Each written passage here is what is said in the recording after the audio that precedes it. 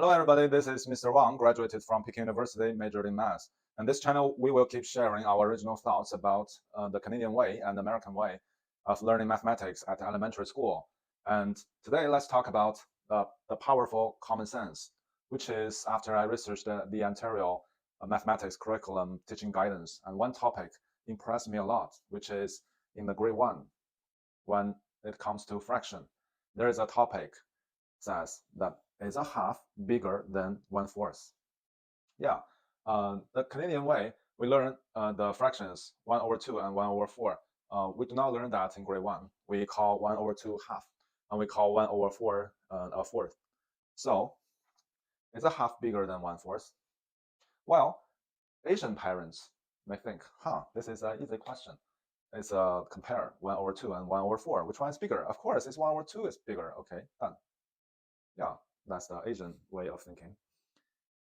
And that's what the questions will be look like in the exams. But the Canadian way, the teaching guidance, they requires that we answer the whole reason of this topic. Is a half bigger than 1/4? The answer is that depends. Why? That depends if the whole is the same. For example, the 1/2, if we see the 1/2 as the half of this whiteboard, then the 1/4 is also the 1/4 of the same whiteboard.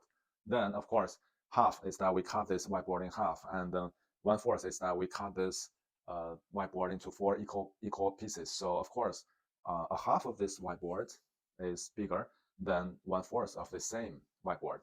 Yeah, that is scenario one, which means that when the whole is the same.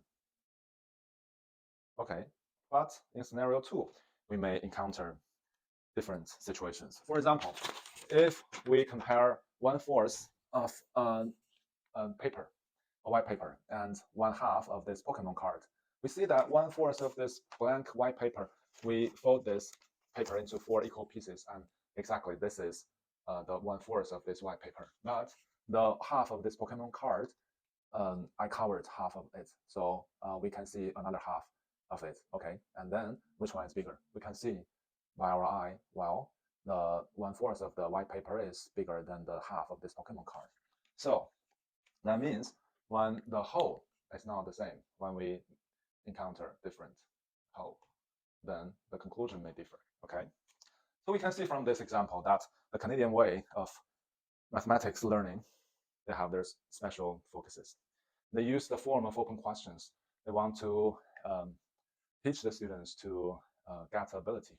First ability is to express logically and thoroughly, which by first step, in the first place, children needs to be brave and confident of expressing their own ideas. And then we tell them how to express logically and thoroughly.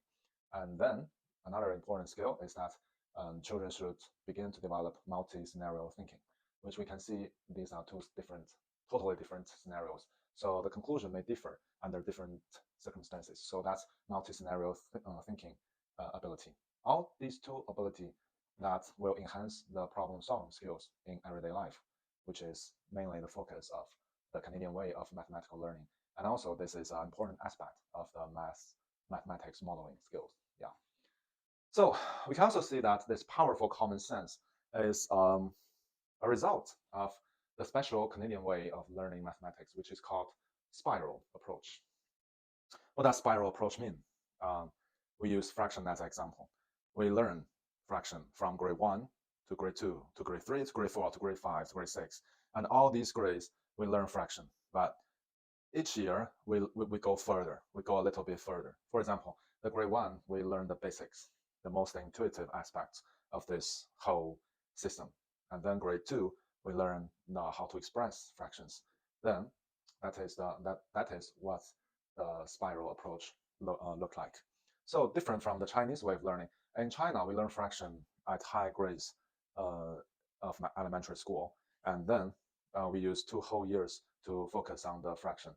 But in the Canadian way, we learn fraction during the whole elementary school. So that's different.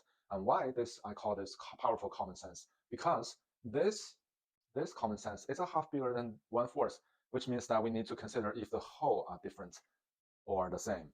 That is very, very important when it comes to a word problem. of fraction in high grades, for example, grade 5 or grade 6, when we meet some really difficult questions which requires our first logical thinking of this topic, which is the foundation of the future study. Okay, so that's all today. We have talked about the powerful common sense and hope will provide you some more insight. Okay, thank you for watching. I'm Mr. Wang from Peking University.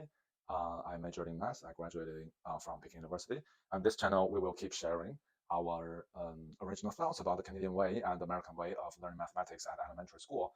Thanks for watching. See you next time. Bye-bye.